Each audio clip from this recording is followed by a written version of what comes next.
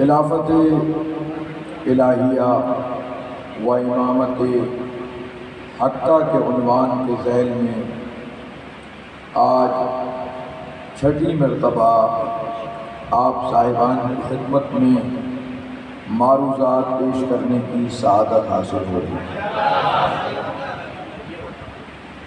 کل گفتگو لفظ امام پر آ کر رکی تھی کہ امام کہتے ہیں پیشوا کو، رہنما کو، لیڈر کو،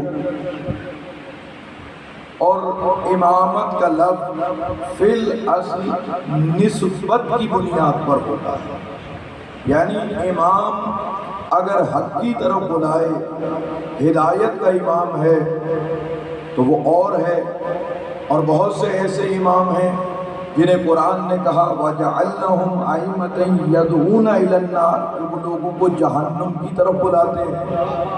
تو اصل کمال یہ ہے کہ امام کون سا ہے، حق کا امام ہے یا باطل کا امام؟ تو لفظ امام میں کمال نہیں ہے، لفظ نسبت میں کمال ہے کہ وہ کس کی طرف نسبت رکھتا ہے، حق کی طرف نسبت رکھتا ہے یا باطل کی طرف نسبت رکھتا ہے۔ میرے محترم، میرے عزیزم، آج کی گفتگو میں کل اس بات کی طرف اشارہ کیا گیا کہ بعض لوگ یہ اشکال قائم کرتے ہیں، یہ ڈاؤٹ کریٹ کرتے ہیں کہ صاحب کیا اللہ اور رسول کافی نہیں ہے ہدایت کے لیے؟ کیا رسول اللہ کا اتباع اور اللہ کی اطاعت کرنے والا جنت تک نہیں پہنچے گا؟ کیا اللہ اور رسول کے ماننے کے بعد انسان کو کیا کسی امام کے ماننے کی بھی ضرورت ہے؟ تو یہ بڑا ایک ایسا سوال ہے کہ انسان جب تھوڑا سا سوچتا ہے تو ایک مرتبہ تو اچھا خاصا انسان پریشانی میں مبتلا ہو جاتا ہے، کیونکہ بات بڑی سیدھی ہے کہ کیا اللہ اور اس کے رسول کی اطاعت کافی نہیں ہے؟ کیا رسول اللہ کا اتباع ہدایت کے لیے کافی نہیں ہے؟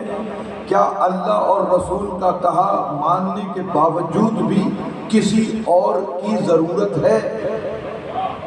یہ ایک ایسی بات ہے کہ جو انسان کو ذرا سا پریشان کرتی ہے۔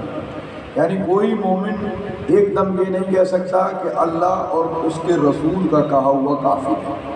تو بھئی جب کہا ہوا کافی ہے، اللہ کی اطاعت اور رسول کی اطاعت کافی ہے، اللہ کی اطاعت اور رسول کا اتباع کافی ہے، تو پھر اس کا مطلب آئمہ کی ضرورت نہیں ہے۔ اس سوال بہت اہم ہے، سوال میں اپنی جگہ وزن بھی ہے، جان بھی ہے۔ تو اب کیا کیا جائے، کیا اس کا حل ہے؟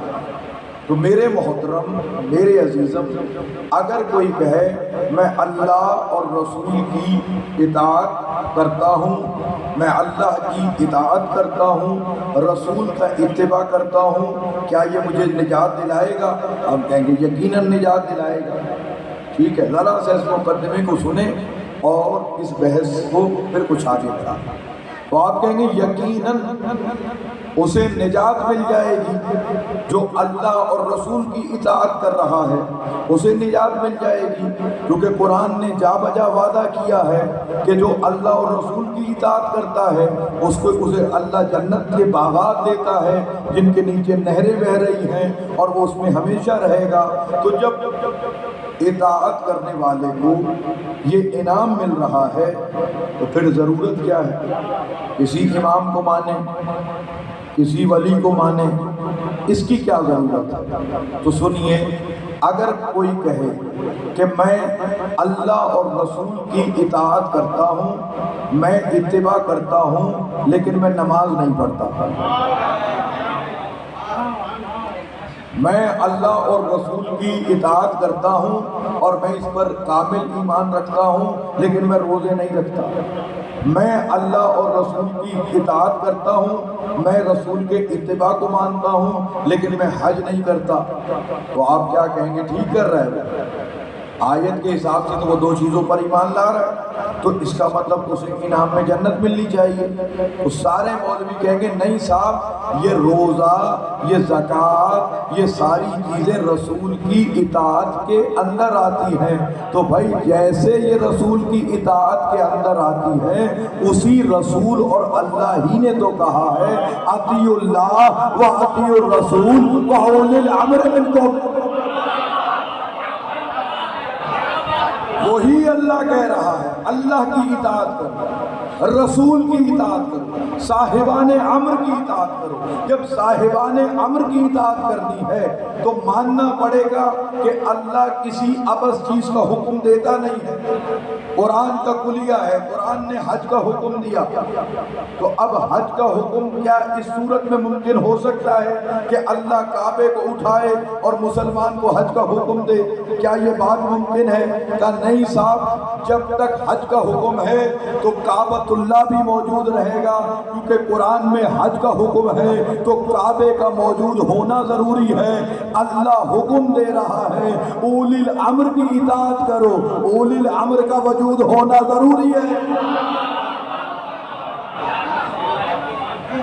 آپ کی مرضی ہے جسے مانے، ہم اس پر بحث نہیں کرتے۔ امام احمد بن حنبل نے مسند امام احمد بن حنبل میں صحیح روایت کو نقل کیا کہ پیغمبر خدا نے ارشاد فرمایا کہ جس نے امیر کی اطاعت کی اس نے میری اطاعت کی، جس نے میری اطاعت کی اس نے اللہ کی اطاعت کی، جس نے امیر کی نافرمانی کی اس نے میری نافرمانی کی، جس نے میری نافرمانی کی اس نے اللہ کی نافرمانی کی۔ اب بحث یہ نہیں ہے کہ امیر کون ہے، ماننا پڑے گا کوئی تو ایسے رسول نے امیر مقرر کیے تھے کہ جن کی اطاعت رسول کی اطاعت ہے، تو معلوم ہوا رسول کی اطاعت اور اتباع فقط زبان کا نام نہیں ہے، بلکہ جو کچھ محمد نے عطا کیا ہے اس سب ماننے کا نام ہے۔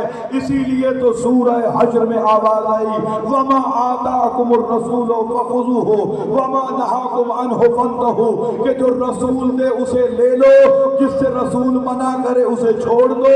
ہمارا جرم یہی ہے کہ جو رسول نے دیا ہم نے وہ وصول کیا، جس سے رسول نے چھڑوایا ہم نے اسے چھڑوایا، جسے رسول نے کاندھوں پر بٹھایا ہم نے اسے دل میں بٹھایا، جسے رسول نے پل سے نکالا۔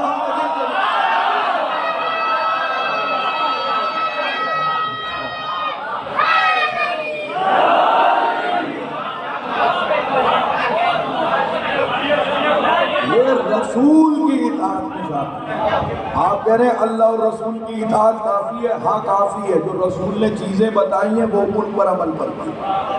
یہ لفظی دھوکہ نہ دیجیے، کئی دھوکے اس طرح کے پھیلائے جاتے ہیں تاکہ انسان پریشان ہو کہ بھائی رسول کی اطاعت کافی ہے۔ بھائی رسول ہی نے کہا ہے، صحیح بخاری میں بھی روایت ہے، صحیح مسلم میں بھی روایت ہے، دونوں میں روایت ہے کہ پیغمبر خدا نے کہا کہ میرے بعد میرے 12 خلیفہ ہوں گے، میرے بعد 12 خلیفہ آئیں گے، خلفائے اثنا عشر آئیں گے، 12 تعداد میں آئیں گے۔ اور اس پر تو مسلمانوں نے مان لیا کہ 12واں ان میں مہدی ہوگا۔ بھائی 12ویں کو مان لیا ہے، چلیے جناب یہاں تک تو کنسنسس ہو گیا کہ 12واں مہدی ہوگا۔ اس کے بعد پیغمبر نے کہا جب تک یہ خلیفہ رہیں گے دین کو زوال نہیں آئے گا۔ تو میں سوال کرتا ہوں وہ کون سے خلیفہ ہیں جن سے دین کو عزت ملی ہے؟ دیکھیے یہ جب تک امامت کا مسئلہ حل نہیں ہوگا تب تک باقی غلط فہمیاں دور نہیں ہو سکتی۔ امامت کی مثال ایسے ہی ہے جیسے پاکستان انڈیا کے درمیان مسئلہ کشمیر کی ہے۔ اگر مسئلہ کشمیر حل ہوگا تو باقی مسئلے حل ہوں گے، امامت کا مسئلہ حل ہوگا تو باقی مسئلے حل ہوں گے۔ اب کبھی نہ کبھی تو کسی ایک فریق کو اپنے قدم پیچھے ہٹانے پڑیں گے، یا تو ایک ہم ہٹا لیں یا وہ ہٹائیں۔ اگر ہم ہٹا لیتے ہیں تو ہمیں اس پٹڑی کو چھوڑ کر ادھر جانا پڑے گا، اگر وہ ہٹائیں گے تو انہیں اس پٹڑی کو چھوڑ کر ہمیں آنا پڑے گا، ہماری طرف آنا پڑے گا۔ لیکن جو بھی قدم ہٹائے وہ سوچ سمجھ کے ہٹائے کیونکہ ایک پٹڑی میں علی کے بعد آگے چلتے ہیں تو حسین ملتا ہے، دوسری پٹڑی میں یزید ملتا ہے۔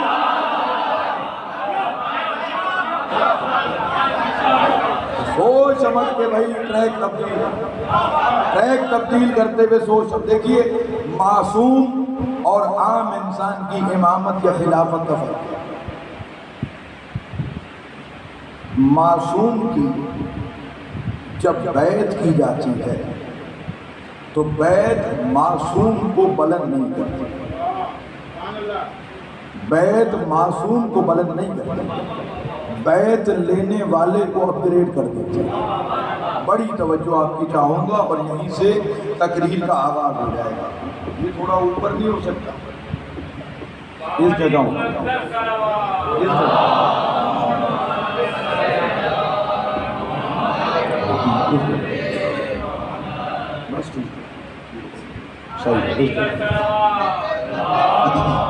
آپ سب کی سلامتی کے لیے بلند ترین صلوات۔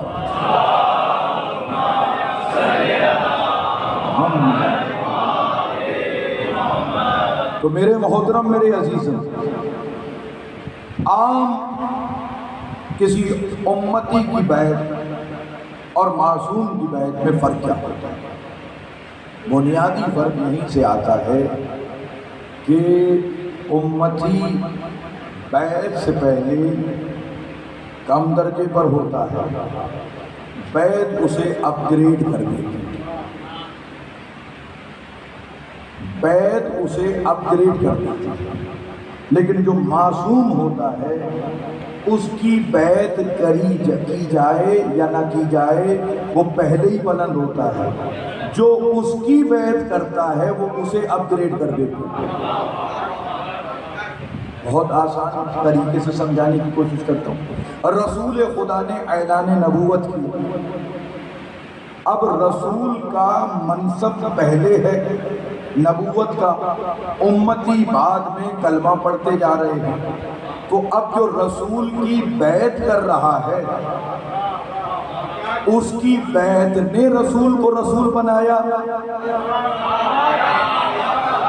یا اس کی بیعت سے پہلے بھی رسول تھے؟ تو معلوم ہوا بیعت کرنے سے رسول میں اضافہ نہیں ہوا، بیعت کرنے والے کی عزت میں اضافہ ہوا۔ طے یہ ہوا کہ جب معصوم کی بیعت ہوتی ہے تو جو بیعت کرتا ہے اسے نفع ملتا ہے، معصوم ہی رہتا ہے، کیونکہ منصب پہلے آتا ہے، بیعت بعد میں لی جاتی ہے۔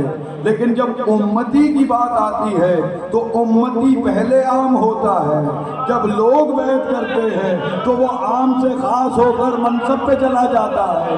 یعنی پہلے عام تھا، لوگوں نے خلیفہ بنایا تو خلیفہ بن گیا، یعنی بیعت امت نے کی تو اس کے پاس منصب آ گیا، وہ امام بن گیا، وہ خلیفہ بن گیا، یعنی اس کی اپ گریڈ ہوتی ہے۔ اور جو بیعت کریں وہ ویسے ہی برابر رہے، پہلے جو تھے وہی رہے۔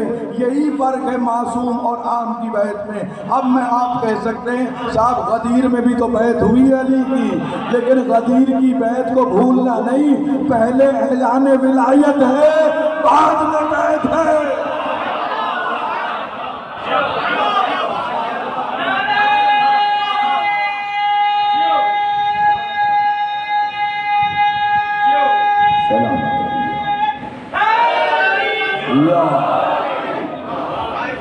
پہلے اعلان ہے، بعد میں بیعت ہے۔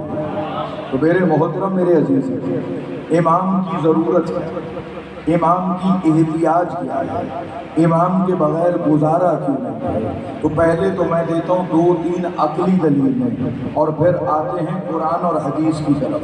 تو بھائی پہلی چیز تو یہ ہے کہ پیغمبر خدا جب تک اس دنیا میں رہے ایک نہیں کئی موقعوں پر اللہ کے رسول نے جنگوں کی وجہ سے، سفر کی وجہ سے مدینے شہر کو چھوڑا، لیکن پوری تاریخ کی ذمہ داری سے کہہ رہا ہوں کسی ایک رات بھی پیغمبر مدینے کو کسی کے حوالے کیے کے بغیر نہیں گئے۔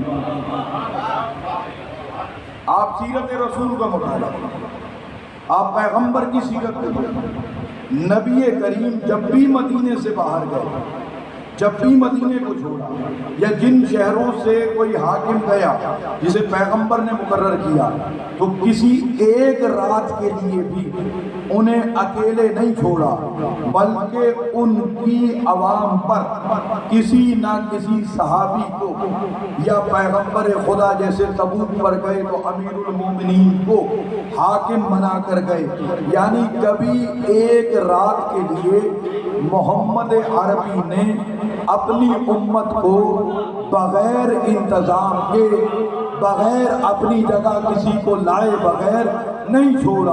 ایک دن کی بات کہہ رہے ہو، محمد نے تو ایک رات کی جب ہجرت بھی کی تو ہجرت کی رات بھی اپنے بستر کو خالی نہیں چھوڑا، نفس رسول علی کو سلایا۔ اور جو محمد ایک رات یا ایک دن کے لیے کسی کو اپنا جانشین بنائے بغیر نہیں چھوڑتا مدینہ یا بستر، وہ ہمیشہ کے لیے چلا گیا، کسی کو جانشین نہ بنایا۔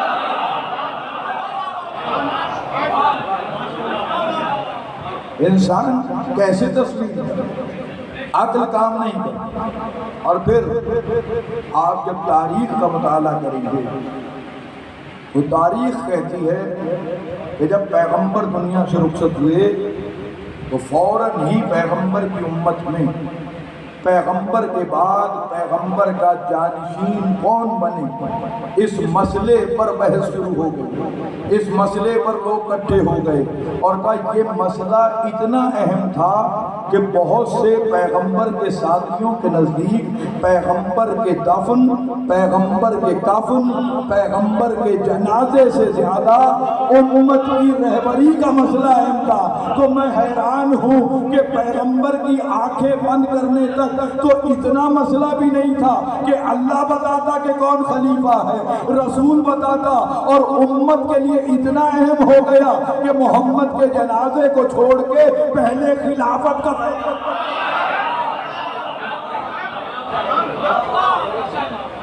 ایک طرف تو مسئلہ اتنا غیر اہم کہ نہ اللہ کی کوئی رہنمائی، یعنی امت کا دعویٰ ہے کہ کوئی اس مسئلے پر قرآن کی رہنمائی نہیں، اور رسول اللہ بھی کسی کو خلیفہ نہیں بناتے گئے، اور امت نے یہ طے کیا کہ ہم خلیفہ بنائیں گے۔ یعنی امت کو فوراً اس مسئلے کی سینسٹیوٹی کا اتنا احساس ہوا کہ دو مسئلے آئے تو رسول کے جنازے کفن دفن کے بجائے اس مسئلے کو پہلے سولو کرنے کو ترجیح۔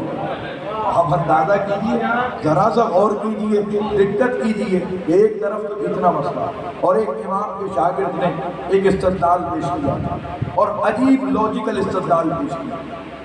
شام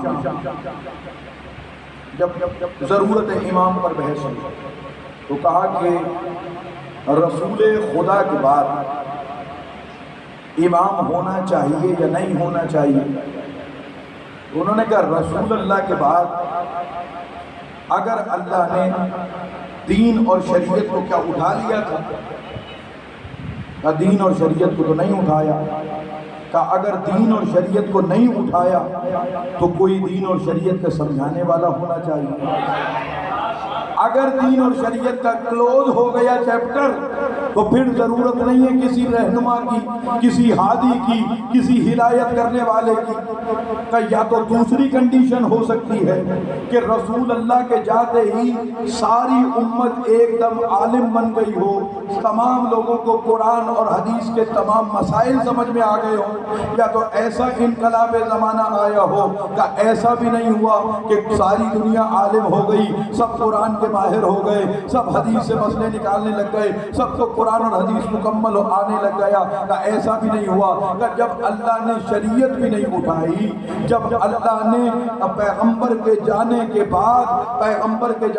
بعد امت عالم بھی نہیں بنی، جب امت میں سوال کرنے والے موجود ہیں تو خدا کے عدل پر لازم ہے کہ کوئی جواب دینے والا بھی ہو۔ وہی تو اور یہی سبب ہے کہ زمانے نے کہا کہ محشر کے میدان میں یہ جتنے مسلمان بھائی ہیں یہ سارے امی جان کے نام سے پکارے ہیں۔ یعنی میں آپ سب قیامت کے دن اپنی ماں کے نام سے پکاریں. بڑی مشہور بات ہے، آپ نے سنی ہوگی، سینکڑوں دفعہ سنی ہوگی کہ سب ماں کے نام سے پکارے جائیں گے. بھائی کیوں ماں کے نام سے پکارے جائیں گے؟ کہ اس کی دو وجوہات ہیں. بھائی پہلی وجہ یہ ہے کہ اللہ پردے رکھتا ہے، محشر کے میدان کے اندر اللہ پردے رکھے گا. اگر ماں کے نام سے نہیں بلائے گا اور اگر بلائے گا باپ کے نام سے تو پھر ہو سکتا ہے ایک بھائی کسی اور نام سے اٹھے، دوسرا بھائی کسی اور نام سے اٹھے. تو اس لیے اللہ رعایت دے رہا ہے، ماں کے نام سے بلائے گا. میں کہوں گا یار تم نے یہ کہاں سے منطق ڈھونڈ کے لائے ہو؟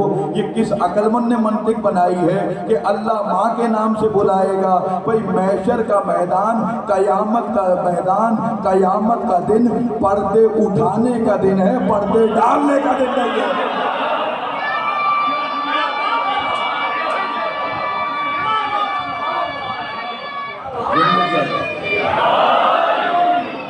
بڑی بڑی ہیں شیعہ سنی کتابیں، لوگوں کے پاس لباس نہیں ہوگا، نفسہ نفسی کا پڑا ہوگا، انبیاء نفسہ نفسی کر رہے ہوں گے اور یہ لاؤڈ اسپیکر پہ سن رہے ہوں گے کہ اس کا ابا کون ہے، اس کی اماں کون ہے. او بھائی وہاں کسی کو کیا پڑی، لوگ بھائی بھائی سے کو نہیں پہچانے گا، باپ بیٹے کو نہیں پہچانے گا، لوگ عجیب حالت میں ہوں گے، مخلوق عجیب امتحان میں ہوگی. وہاں کس کا دماغ غور کرے گا کہ کون کس کی ابا کا نام کیا ہے یا اماں کا نام کیا ہے؟ ارے بھائی کوئی عقل کی بات کرو.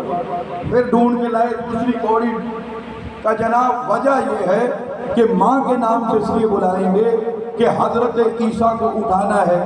حضرت عیسیٰ کا تو ابا نہیں ہے، تو حضرت عیسیٰ کو اٹھانے کے لیے ماں کے نام سے بلایا جائے گا تاکہ سب ماں کے نام سے اٹھیں تو حضرت عیسیٰ کو بھی اٹھا لیں گے. تو میں کہوں گا حضرت عیسیٰ تو یاد آ گیا، ابا آدم اور اماں حوا یاد نہیں آئے. ان کا تو نہ ماں ہے نہ باپ ہے، تو انہیں کس نام سے اٹھایا جائے؟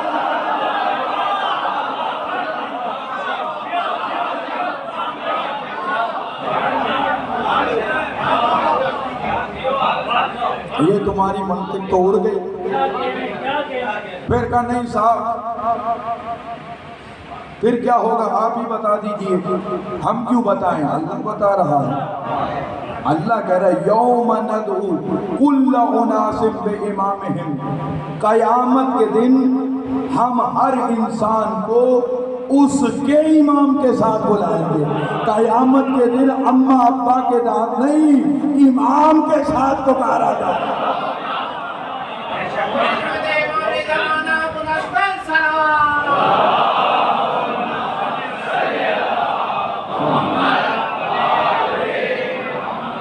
دیکھیے اس پر بھی بڑی ہوشیاری کی. صاحب امام دراصل جو اللہ اٹھائے گا وہ امام سے مراد ہے قرآن، جس کے ساتھ بلائے گا. میں کہا ٹھیک ہے صاحب، قرآن پر ہمارا ایمان، قرآن کی الحمد بائے بسم اللہ سے ابتدا سے لے کر والناس کی سین تک ہمارا کامل ایمان. لیکن اس میں دو لفظ بڑے عجیب آئے. اگر وہ دو لفظ سمجھ گئے تو یہ سارے ملاؤں کے ہیر پھیر ختم. پہلا لفظ کلو، 50ویں دفعہ میں آپ کی خدمت میں یہ پیش کر چکا ہوں کہ جب کل آتا ہے تو کلیہ بنتا ہے، اور جب کلیہ بنتا ہے تو وہ کلیت پہ لگتا ہے، اور جب کلیت پہ لگتا ہے تو اس کا استثناء نہیں ہوتا، اس کی ایکسیپشن نہیں ہوتی. یہ کوئی دنیا کے لولے لنگڑے انسانوں کے بنائے ہوئے کلیہ تھوڑی ہے جو کچھ پر لگیں اور کچھ پر نہ لگیں. اور ایک کلیہ بتاتا ہوں آپ کو سمجھ میں آ جائے گا. کل نفس ذائقۃ الموت، ہر جان نے موت کے ذائقے کو چکھنا ہے. مجھے بتائیے حضرت آدم سے لے کر آخری انسان تک کیا کوئی ایسا ہے جو موت کے ذائقے کو نہ چکھے؟ آپ کہیں گے کوئی ایسا نہیں ہے، تو وہی کلو آ رہا ہے. کلو یعنی یوم ندعو کل مناسب، سارے کے سارے انسانوں کو بلایا جائے گا. یعنی کوئی انسان ایسا نہیں ہے کہ جسے اس کے امام کے ساتھ نہ بلایا جائے. اگر قرآن کو امام مان بھی لوگے تو قرآن کے نزول سے پہلے والوں کو کیسے اٹھاؤ؟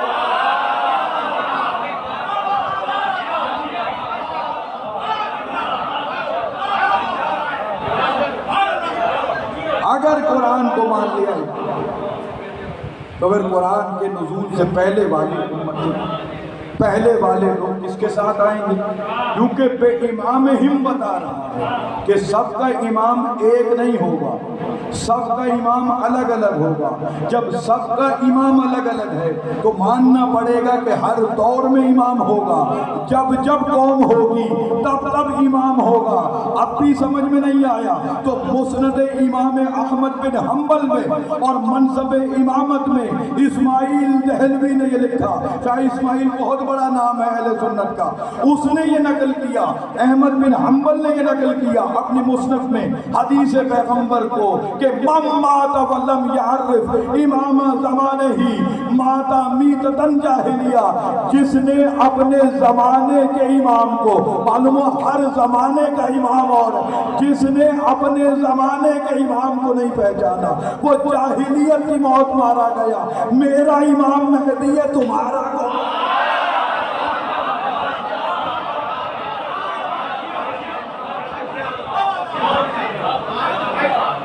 میرے دوستوں، میرے عزیزوں، امام کی معرفت بہت ضروری ہے، ورنہ جاہلیت کی انسان موت مرتا ہے۔ جب تک امام کی معرفت نہیں تو موت اسلام کی نہیں ہے، جاہلیت کی موت ہے۔ مرتبہ صلوات پڑھی محمد۔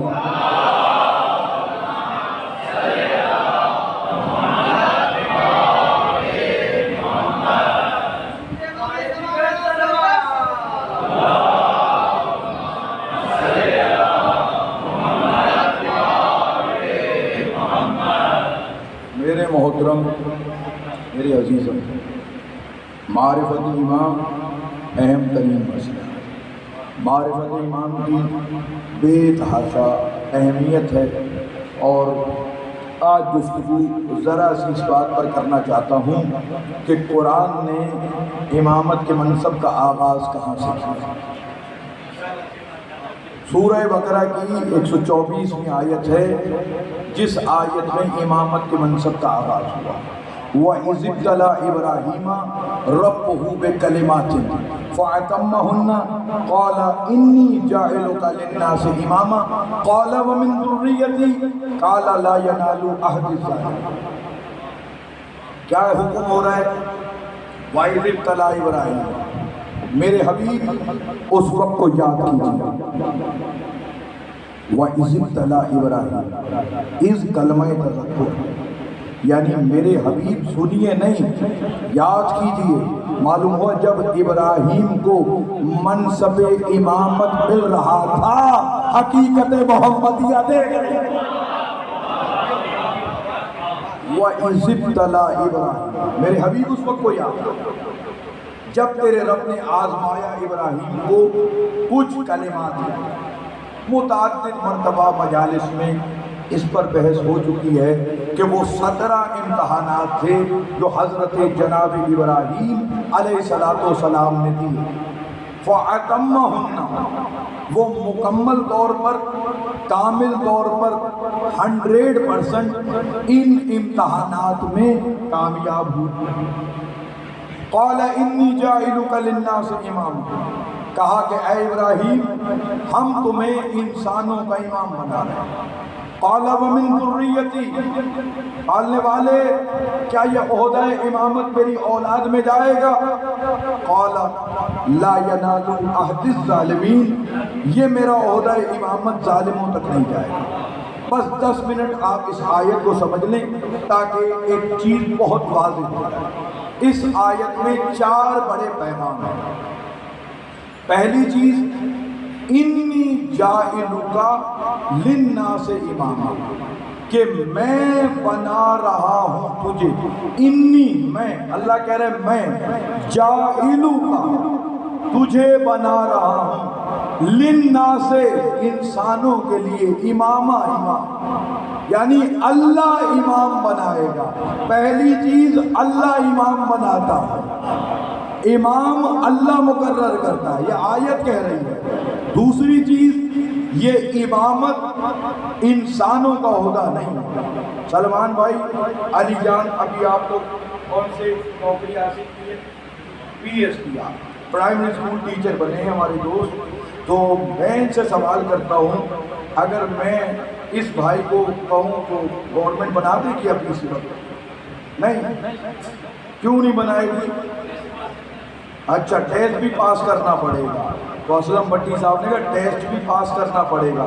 اچھا اس کی تقرری گورنمنٹ کا حق ہے یا میرا حق ہے؟ گورنمنٹ کا حق ہے۔ یار میں تمہارا پرانا خطیب ہوں، اتنے اشرے پڑھ چکا ہوں، تھوڑا حق مجھے بھی دے دو۔ کہا آپ کو حق نہیں ملے گا، گورنمنٹ کرے گی۔ کیوں؟ کیونکہ گورنمنٹ کی پوسٹ ہے۔ مسئلہ تو حل ہو گیا، اسلم بٹی مسئلہ ہی حل ہو گیا۔ یہ میں اپنے دوست کو پی ایچ ڈی نہیں بنوا سکتا۔ پہلی وجہ یہ ٹیسٹ پاس کرے، تو اللہ نے بتایا امامت ایسے نہیں ملتی، پہلے ٹیسٹ پاس کرو۔ بغیر امتحانات دیے، بغیر آزمائش کے امام نہیں بنتا۔ اللہ نے آزمایا ہے حضرت ابراہیم، جب وہ ٹیسٹ پاس کیا پھر امام بنے۔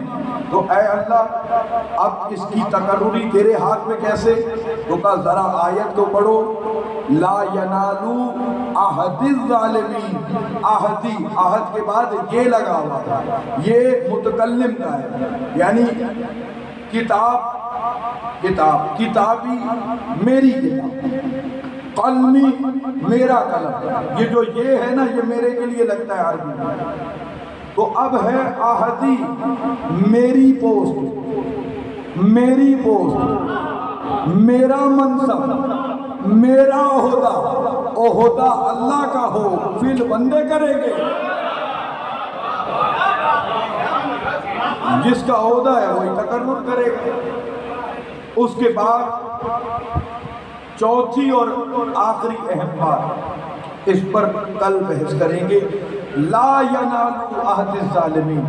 یہ عہدہ امامت ظالمین تک نہیں، ظالم کبھی امام نہیں ہو سکتا۔ کل تلاش کریں گے قرآن کی نظر میں ظالم کون ہے۔ آیات کی روشنی میں فیصلہ ہوگا کہ ظالم کون ہے۔ تو میرے محترم، میرے عزیزم، حضرت ابراہیم نے دیے 17 امتحان، اور ان کو اگر سمیٹیں تو حکیم طاہر صاحب 3 بڑے امتحان بنتے ہیں۔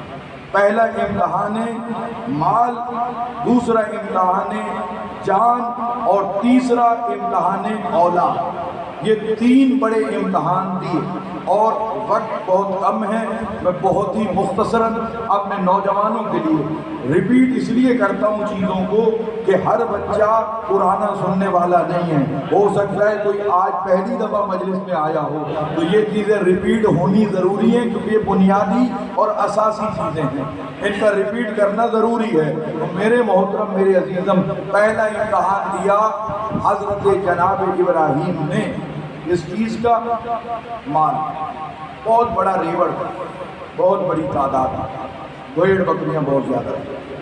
تو حضرت ابراہیم ایک دن ریوڑ کو چرا رہے تھے، اتنے میں ایک نوجوان کو دیکھا، اس نے ایک تسبیح کے جملے کہے، سبوح قدوس ربنا ورب الملائکۃ والروح۔ جیسے یہ جملے کہے، اس کی زبان کی ادائیگی ایسی تھی کہ پورے عالم میں لگ رہا تھا ہر شے اس کے ساتھ مل کر تسبیح کرتا۔ جناب ابراہیم قریب ہے، کہا کیا تم اسی رب کی تسبیح کر رہے ہو جسے میں سجدہ کرتا ہوں؟ کہاں اسی کی تسبیح کر رہا ہوں۔ تو کہا یہ آدھی بکریاں میں نے بھیڑیں تمہیں دی، ایک مرتبہ پھر ٹھیک ہے، سبوح قدوس ربنا ورب الملائکۃ والروح کی تسبیح پڑھی، پھر وجد طاری ہو گیا حضرت ابراہیم پر، کہ ساری بکریاں تمہاری، ایک مرتبہ پھر پڑھی۔ اس نے پھر پڑھ دیا سبوح قدوس ربنا ورب الملائکۃ والروح۔ اور آج یہ جملہ بھی آپ کی خدمت میں عرض کرتا چلوں، آصف بھائی، یہ تسبیح جو ہے، یہ تسبیح ہے تسبیح سیدہ، یعنی جو سیدان عرش پر اللہ کی جو تسبیح کی ہے، نور سیدہ نے وہ یہی تسبیح کی، تو یہ سیدہ کی تسبیح۔ تو اب جناب علی جیسے ہی کہا اب تو میرے پاس کچھ ہے نہیں، لیکن میں تیرا غلام بننے کو تیار ہوں، ایک مرتبہ پھر سنا۔ اس نے پھر سنایا، اور کہا مبارک ہو ابراہیم تم کامیاب ہو گئے. کہیں کیسے کامیاب ہو گیا, کیا مطلب؟ کہ میں فرشتہ ہوں, اللہ نے امتحان کے لیے بھیجا تھا, اللہ نے دیکھ لیا تمہارے دل میں اللہ کی محبت زیادہ ہے, مال کی محبت کم ہے. ابراہیم کے قصے سے نتیجہ یہ نکلا جو نام اچھا لگتا ہے اسے بار بار سننے کو جی چاہتا ہے. اب دنیا نعرہ حیدری پر اعتراض نہ کرے, شیعوں کو پسند ہے اس لیے بار بار سنتے ہیں.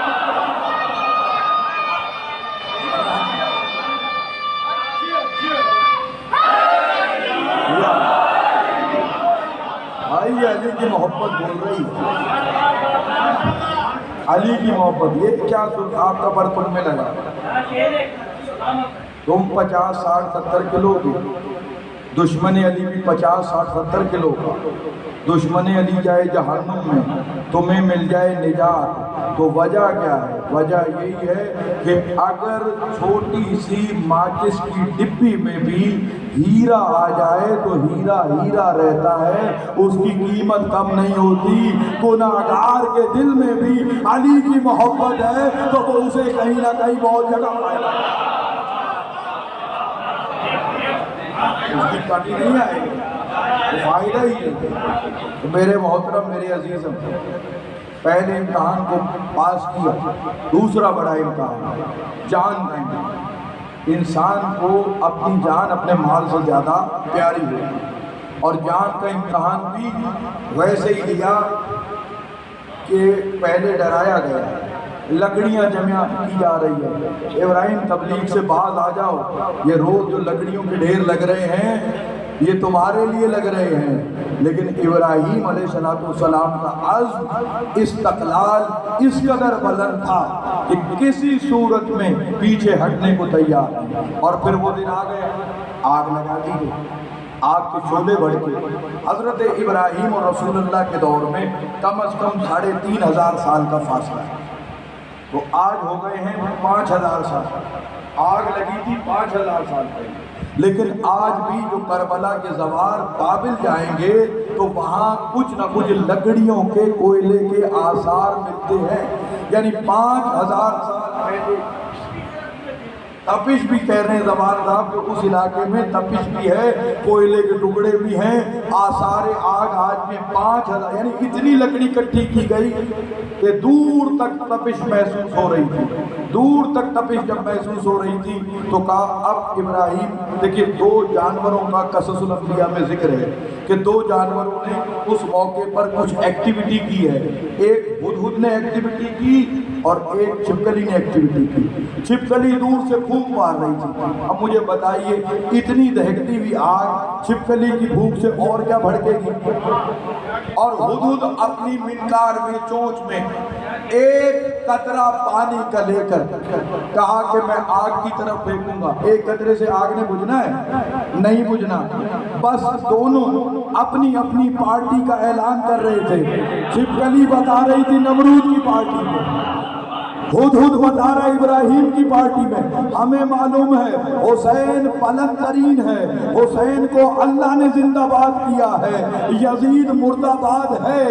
اب اگر کوئی حسین زندہ باد کہہ رہا ہے اس کے زندہ باد سے حسین بلند نہیں ہوں گے, اور اگر کوئی یزید کی حمایت کر رہا ہے اس سے یزید بچ نہیں جائے گا. لیکن دونوں اپنی اپنی پارٹی کا اعلان کر رہے ہیں.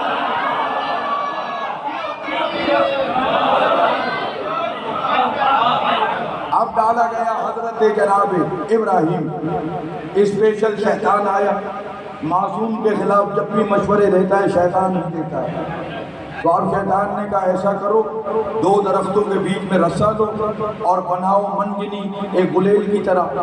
پہلے انہوں نے پتھر پھینکے, ٹرائل بیسس پر پتھر سارے گئے وہاں. اس منزل پر جناب ابراہیم کو ڈالنے کے لیے کہ ابراہیم کو پکڑ لے گا رسی کو, اب رسی سے کیسے بچا جائے؟ رسی پکڑ لے گا ابراہیم تو جا ہی نہیں سکے گا، ہماری محنت تو ضائع ہو جائے گی۔ ابراہیم کے باندھو ہاتھ پہ، ابراہیم ہو جائے گا پتھر کی طرح بے بس۔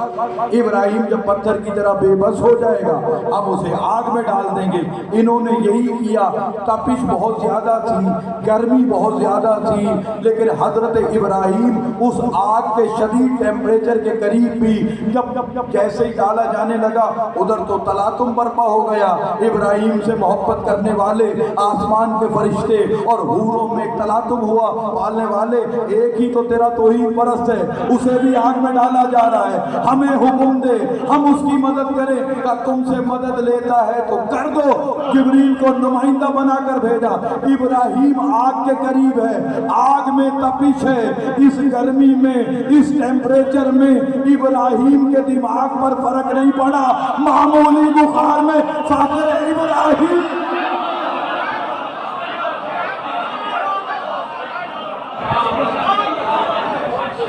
اب آگ کے درمیان، اب آگ کے درمیان اس منزل پر پوچھا فرشتے نے، کوئی حاجت؟ کہ تجھ سے حاجت نہیں ہے، جس سے حاجت ہے وہ جانتا ہے، تبھی تو خلیل بنے ہیں۔ اب اللہ نے آگ کو حکم دیا، یا نارو کونی بردن و سلامن علی ابراہیم۔ کیا کہنے قرآن تیرے معجزے کے، کیا کہنے تیرے لفظوں کے نزاکت کے۔ آج کا سائنٹسٹ ہماری جان کھا لیتا اگر تو سلامن کا لفظ نہیں استعمال کرتا۔ وہ کہتے آگ ٹھنڈی ہوئی، مائنس میں بھی تو بندے مر جاتے ہیں، ابراہیم کو تو مر جانا چاہیے تھا۔ قرآن نے کہا بردن و سلامن علی ابراہیم، اتنی ٹھنڈی ہو کہ ابراہیم سلامت رہے۔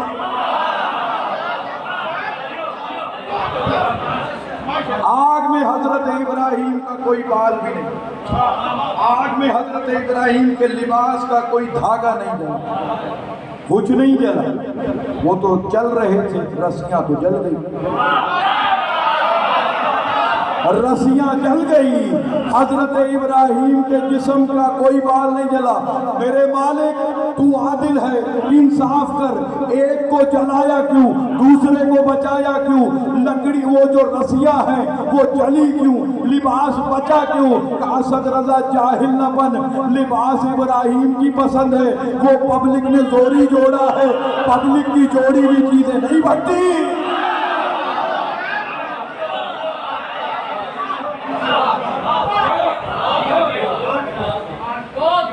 آگ میں بابا کتنے گئے؟ کون گیا آگ میں؟ حضرت ابراہیم علیہ السلام۔ نا، آگ میں ایک نہیں گئے، دو۔ آگ میں گئے دو۔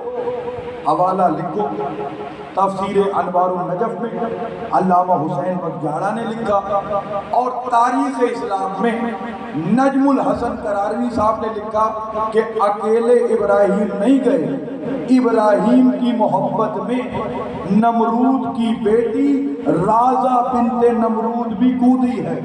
کب کودی؟ مینارے کی چھت پہ تھی۔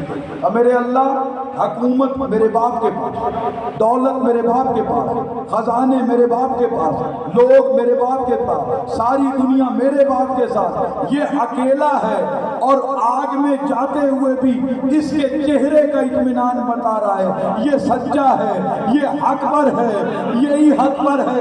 میں مستور ہوں، مر نہیں سکتی تو اور کیا کروں، میں کود سکتی ہوں۔ جیسے ہی چھلانگ لگائی تو حکم دیا جبریل کو، اسے بھی آگ میں پہنچا دو۔ نمرود کی بیٹی رازہ بنت نمرود کا دوپٹہ بھی نہیں جلا۔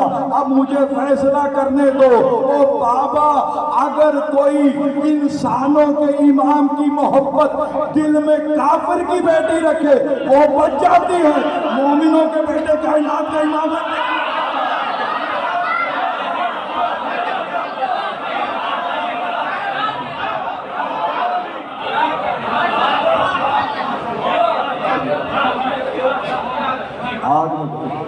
امتحان با صحت و سلامتی کردہ انجینئر آغا سرکردہ حسینی باواز مقدس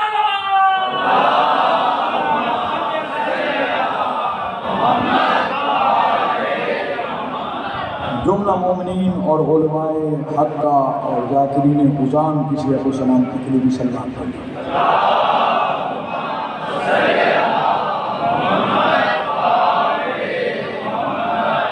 اب 2 امتحان پاس ہو گئے، تیسرا امتحان ہے اولاد۔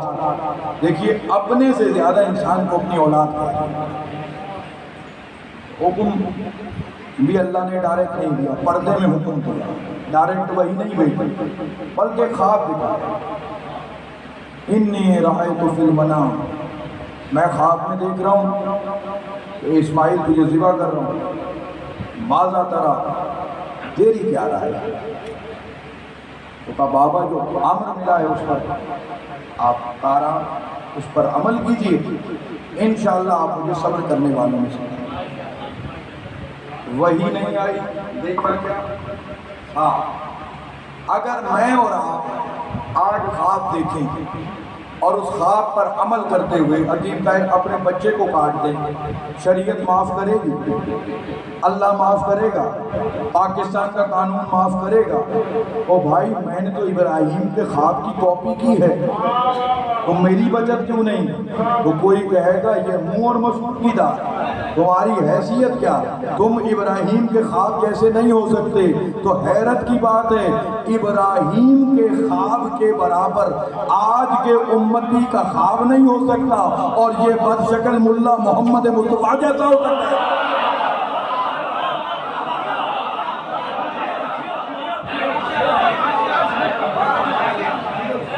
بیٹے کو لے کے گئے قربان گاہ، بس اب وقت نہیں بچا، لے کے گئے واپس آ، بیٹا بچا، پالنے والے تو نے ابراہیم سے امتحان لیے 3 بڑے، مال لیا واپس دے دیا،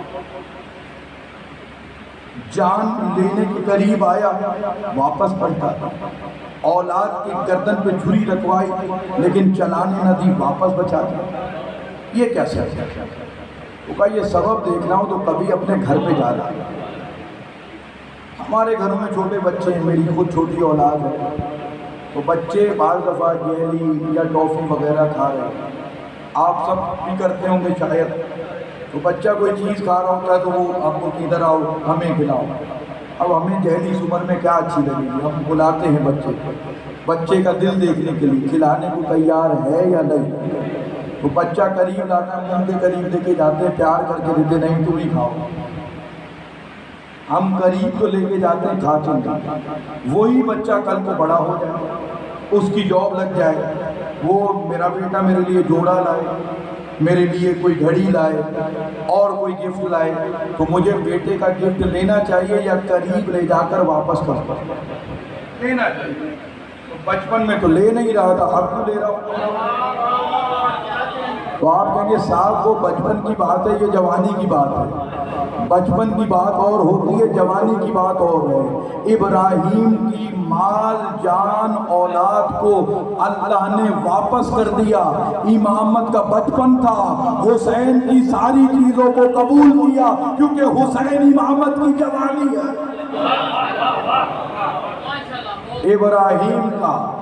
ابراہیم کا اسماعیل تو بچ گیا، حسین کا اکبر نہ بچا۔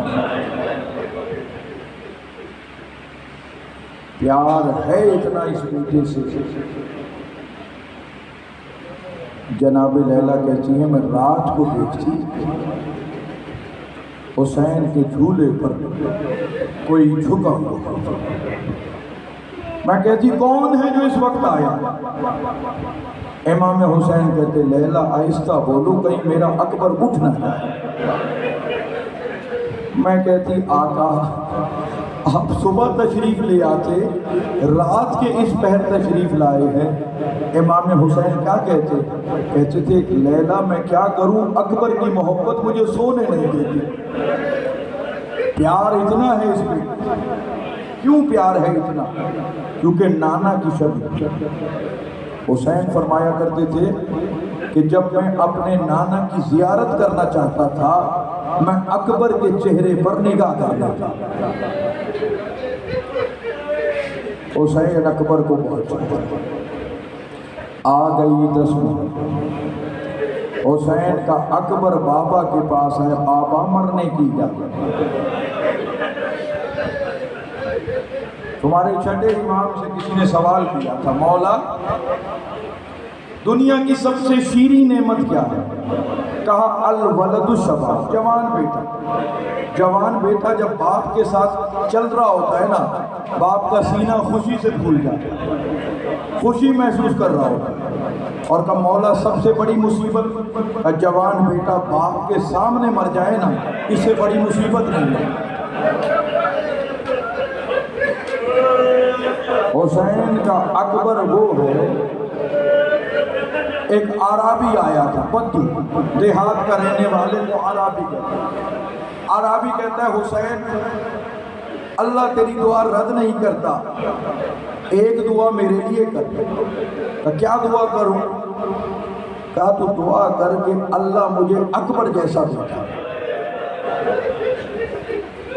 امام مظلوم کہتے ہیں میں دعا کروں گا لیکن ایک سوال کا جواب دے، اگر تجھے اللہ اکبر جیسا بیٹا دی اور اسے کانٹا چبھ جائے، امام نے جیسے ہی تک کانٹا چبھ جائے زمین پر گرا بے ہوش ہو گیا، حسین نے ابا کے دامن سے ہوا دی، ہوش آیا، کہا اکبر جیسے بیٹے کو کانٹا چبھے اور باپ برداشت کر لے، کہا تو سن کے برداشت نہیں کر سکا، کسی اکبر کو کلیجے میں برچھی لگے گی، حسین اپنے ہاتھوں سے حسین کا اکبر بہت بڑا ہے۔ عزادارو، حسین کا یہ بیٹا 10ویں کو اجازت لینے کے لیے آیا، امام نے اجازت نہیں، میرے لال اگر اجازت لینی ہے تو اس پھوپھی زینب سے لے جس نے 18 برس بڑے چاؤ سے پالا۔ پھوپھی کے پاس آئے، سیدہ کہتی اکبر میں نانا کی شبیہ کو کیسے اجازت دوں؟ زمین پر ڈر گئی۔ اب پھوپھی اماں ایک سوال ہے، کہا اکبر کیا سوال ہے؟ کہا پھوپھی اماں آپ افضل ہیں یا فاطمہ زہرا؟ جیسے یہ جملے کہے بلا تشبیہ علی کی بیٹی اپنے مقام سے کھڑی ہوئی اور کہا کجا فاطمہ زہرا، کجا زینب کبریٰ، میں اماں کی کنیزوں میں کنیز ہوں۔ جیسے ہی جملے کہے اے پھوپھی اماں زینب، اے اماں زینب اپنے لال اکبر کو فاطمہ کے لال حسین پر قربان کر دو، کہ اکبر میں نے تجھے اجازت دی۔ عزادارو، اجازت جب ملی ہے، اکبر کو اجازت ملی ہے، علامہ حسین بنجارہ نے ایک روایت نقل کی ہے، وہ کہتے ہیں اکبر اجازت کے بعد ماں کے خیمے میں آئے ہیں، ماں کے جب خیمے میں آئے تو ماں نے کہا چلو عباس کے پاس چلتے ہیں، عباس سوار کرائے، عباس کے پاس چلتے ہیں۔ جب عباس کے خیمے کے قریب پہنچی ہے، عباس کا بیٹا کہتا ہے بابا وہ بی بی آ رہی ہے جو پہلے نبی، اکبر کی ماں آ رہی ہے، لفظ میرے نہیں، علامہ حسین بنجارہ کہتے ہیں یہ بھابی اور دیور کی پہلی گفتگو ہے۔ جب خیمے میں آئی عباس کے، کہ اس سے پہلے کبھی جناب لیلا اور جناب عباس میں کوئی گفتگو، بھابی اور جن بیویوں سے ان کے عباس جیسے دیوروں نے گفتگو نہیں کی، اللہ جانے کیسے بازار کی، کیسے شام کے درباروں میں وہ بیویاں۔ عزادارو، اجازت اکبر کو ملی، گھوڑے پر سوار ہوا، جیسے ہی گھوڑے پر سوار ہوا علی اکبر، کسی پھوپھی نے ہاتھ کو چوما، کسی نے پیشانی کا بوسہ لیا، کسی نے داڑھی کو چوما، کسی نے رخسار کا بوسہ لیا۔ ایک 4 برس کی بہن تھی سکینہ، اس نے کہا بھائی میں تجھے زین سے اترنے کی تکلیف نہ دوں گی، ایک مرتبہ اپنے قدم کو رکاب سے باہر نکال، سکینہ تیرے قدموں کا بوسہ لینا چاہتی ہے۔ اکبر زین سے اترے، بہن کو سینے سے لگایا، میں کہوں گا بی بی اکبر جیسا بھائی ہے جو پیار کر رہا ہے، کچھ دیر بعد شمر کے تماچے۔ آزادان اکبر سوار ہوا، گھوڑے کو ایڑ دینے لگا، اب جو گھوڑا بڑھانے لگا درے خیمہ سے گھر کی پرانی کنیز اماں فضہ کی آواز آئی، اکبر جوانی کا واسطہ ہے رک جا، اکبر جوانی کا واسطہ ہے رک جا۔ جناب علی اکبر کہتے ہیں اماں فضہ کیا بات ہے؟ کہ میں بتا نہیں سکتی، ایک مرتبہ خیمے میں آیا، خیمے میں گئے، دیکھا سید سجاد عصا کے سہارے سے ہاتھوں کو پھیلائے ہوئے کہتا اکبر ہم سے نہیں مل کے جاؤ گے۔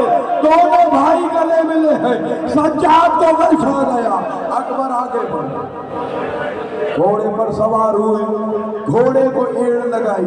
اب جو علی اکبر کچھ آگے بڑھے، دیکھا زمین کربلا ہلی ہے، پیچھے مڑ کے دیکھا بوڑھا باپ کمر کو تھامے ہوئے۔ جیسے ہی حسین کو آتے دیکھا، اکبر گھوڑے سے اترے، کہ بابا آپ اجازت دے چکے ہیں، اب تو جانے دیجیے۔ حسین نے کیا جملہ کہا؟ جن کی اولاد ہے سنیں گے اولاد والوں۔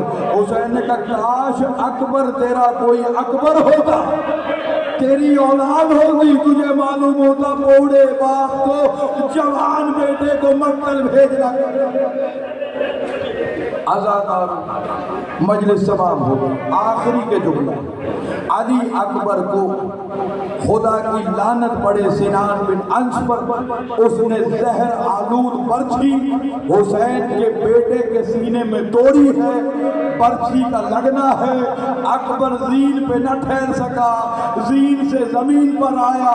ہر شہید یہی کہتا تھا بابا مدد کو آئیے، آقا مدد کو آئیے۔ اکبر نے جو زین چھوڑی کو کہا یا ابتا ہو علیکہ منی السلام، بابا اکبر کا آخری سلام قبول ہو۔ مقبل یہی کہتا ہے، صاحب ریاض القدس اور کئی کتابوں میں جملے ہیں، ہر شہید پر جو 2 قدموں سے حسین گیا تھا، اکبر کے زین چھٹنے کے بعد حسین کو دکھنا بند ہو گیا۔ کبھی حسین گھٹنوں کے بل چلتا، کبھی حسین کونیوں کے بل چلتا، میدان میں 2 ہی آوازیں تھی، اکبر کہتا تھا بابا، حسین کہتا تھا آئین آئین علی۔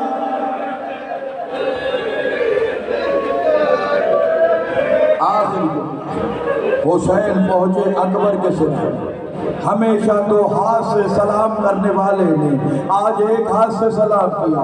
حسین نے کہا اکبر آج ایک ہاتھ سے سلام کیا ہے، کہ بابا سینے میں بہت درد ہے، سنان میں برچھی ماری ہے۔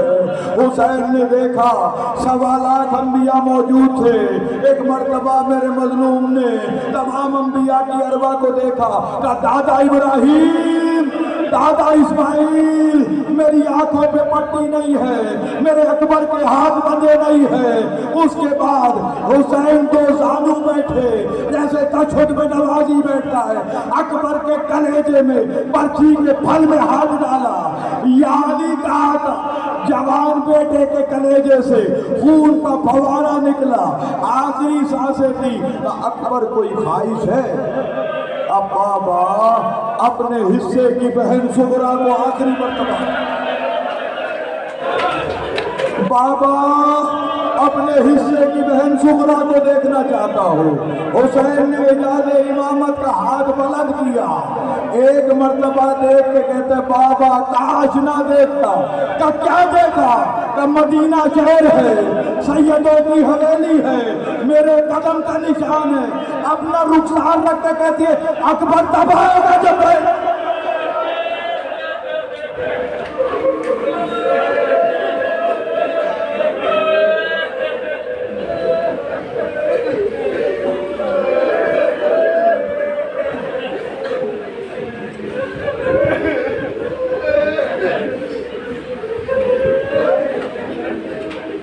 علی رحمت اللہ علیہ آنے والے تجھے واسطہ محمد و آل محمد کے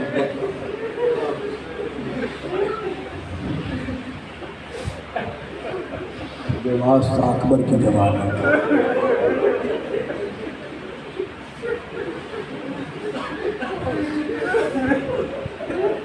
آنے والے علی اکبر کے سچ ہمارے ہمارے والدین کے جملہ مرحومین مومنین و مومنات کے گناہان کبیرہ و صغیرہ معاف فرما، مرحومین کی مغفرت فرما، جو تمنائیں، جو حاجات، جو آرزویں لیے ہوئے یہ آل محمد سے محبت رکھنے والے فرش ادا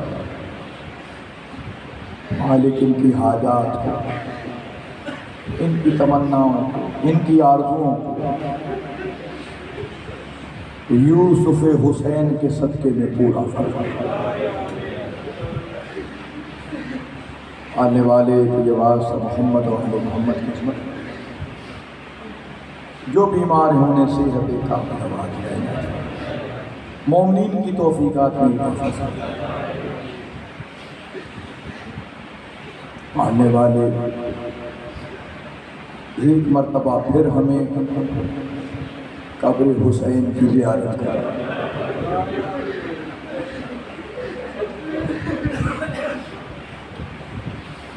ان بہتے ہوئے رخساروں کے ساتھ یہ دعا مانگتے ہیں، ان کے وارث امام عصر کے ظہور میں تاجر، امام زمانہ کے ظہور میں تاجر،